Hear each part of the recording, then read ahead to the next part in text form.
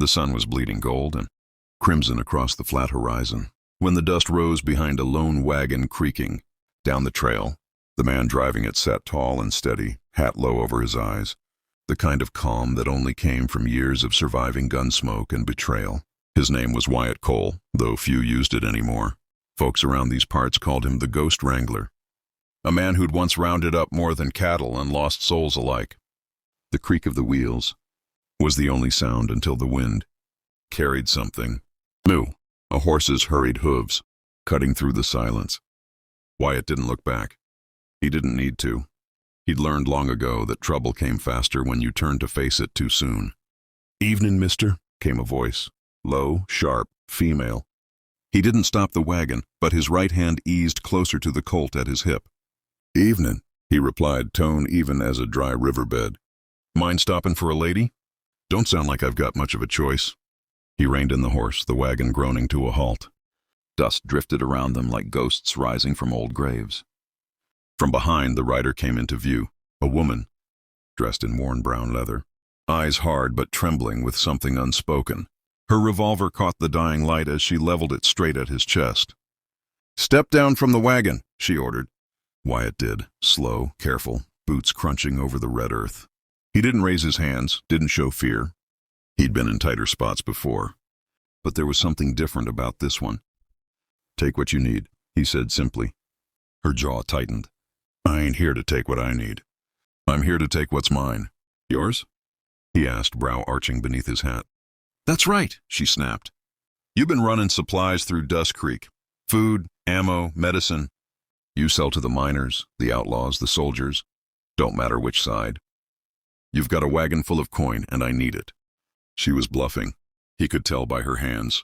They shook just slightly, like she wasn't used to pointing a gun at someone who didn't beg for his life. "What's your name?" he asked. "Don't need to know it," she said. "I'd like to. Makes it easier when someone's robbing me." Her lips pressed tight. "Ilara." "Ilara what?" "Just Ilara." "Well, just Ilara," Wyatt said with a faint smirk. "You got the jump on me. Take the wagon. Take the horse too, if you like. Ain't much left in there worth dying over anyway." He stepped back, hands still at his sides, eyes never leaving hers. Ilara blinked, uncertain. No one gave up this easy. Not in the West. "What's the trick?" she asked. "No trick," he said. "You want it, take it." Her jaw clenched. She walked toward the wagon, revolver still aimed his way. She yanked open the tarp. Inside were sacks of dried beans, a few crates of bullets, a rolled blanket, a flask, and a small wooden chest bound with iron clasps. "That one," she said, nodding at the chest. Wyatt didn't move. "You sure?" I said. "That one." He gave a quiet nod. "Then it's yours." She reached for it, still keeping him in her sight, and hefted it down to the ground. The metal corners were scratched, the lock heavy and rusted. "Key," she demanded. He pulled a small key from his vest pocket and tossed it toward her. It landed in the dust at her feet. She crouched, picked it up, slid it into the lock, and opened the chest. Inside lay a single folded piece of parchment and a silver locket, tarnished but still gleaming faintly. She frowned. "Where's the money?" "There ain't any." "Don't lie to me." "Wouldn't bother," Wyatt said, voice calm. "That there's all that's worth taking." Ilara glared at him. "You're mocking me." "Not at all." "Go on, open the locket." She hesitated, then did. Inside was a faded photograph, a man and a woman standing beside that very wagon, a little girl in front of them. The girl's hair was dark, tangled, her smile stubborn. Ilara froze. The color drained from her face. How do you have this?" she whispered. Wyatt's eyes softened. "Because it was mine once, and hers. And yours too, I reckon." Her breath hitched. She looked up at him, confused, angry. "What are you saying?" "I'm saying," he said slowly, "you've come all this way to rob your own blood." Ilara's hand trembled around the locket. "You're lying." "Wish I was." "Your mama, Annabelle Cole, she was my sister." Her knees almost gave out. She looked away, blinking hard, trying to piece together memories half buried in dust and time. "My mother died when I was 6, she whispered. "She did," he said, "and I couldn't find you after. I looked for years. Thought maybe the desert took you like it took so many others. But then I heard tell of a woman riding under the name Ilara Kane, Robin. The same kind of men who ruined my sister's life. Figured I'd find you sooner or later. Ilara's breath came fast and uneven. You're saying you're my uncle? Wyatt nodded once. And I ain't gonna raise a gun to my own kin. You can take that wagon and go. Won't stop you. Just know what you're leaving behind. Silence hung heavy between them, broken only by the wind whistling through the red rocks. Ilara looked at him. Really looked. The lines on his face, the calm in his eyes. There was no lie there, just years of dust and pain. She lowered the gun, her shoulders shaking. Why didn't you tell me sooner? Didn't know where to find you, he said quietly. And when I finally did, I didn't want to scare you off. Folks run when you show them a mirror to what they've become. Her gaze drifted back to the locket. She closed it gently and set it on the chest. I don't rob family, she said. Wyatt gave a faint smile. Then maybe you ought to stop robbing strangers, too. Might find family's the only thing worth keeping. For a long while, neither of them spoke. The sun dipped lower, the first stars winking above the mesas. Ilara finally holstered her revolver. You really would have let me take it? He nodded. Would have let you take it all. Why? He looked her dead in the eye. Because you forgot one thing. What's that? She asked. My last name. Her breath caught again. Cole. Wyatt Cole. That name had haunted. Whispers and campfire tales all across the frontier. A man who vanished. After losing everything, a man who lived by a code no bullet could kill. Ilara swallowed hard. You think that name means something? I think it's something you've been running from your whole life, he said. But it's still yours, same as mine. She looked away, jaw tight, eyes glinting. The wind kicked up dust between them, and for a moment, the distance that had separated blood felt smaller. Then she turned toward her horse. Maybe I'll think on that, she muttered. Thinking's a start, he said. As she mounted up, she looked back once. Wyatt stood where she'd left him, coat flapping lightly, hat shadowing his face. He didn't draw, didn't move, just watched her ride off into the deepening dusk. The horizon swallowed her silhouette. The locket still gleamed faintly in the dying light. Sitting atop the chest, she'd chosen not to steal. Wyatt knelt, closed it gently, and whispered, She's still got fire. Anna, just like you. He loaded the chest back into the wagon, climbed onto the seat and flicked the reins.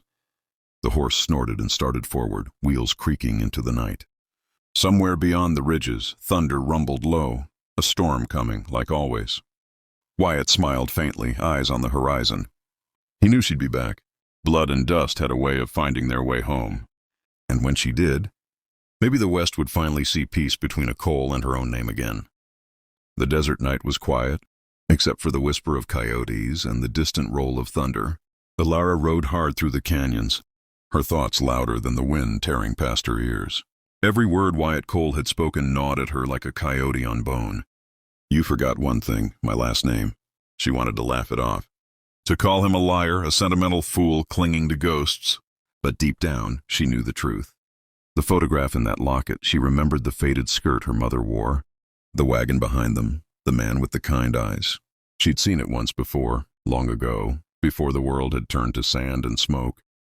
By dawn, she'd made camp in a shallow canyon, her horse tied off near a mesquite tree. The wind had shifted cold. She built a small fire, the orange glow flickering against the stone walls. For the first time in years, she felt something strange, uneasy, unguarded.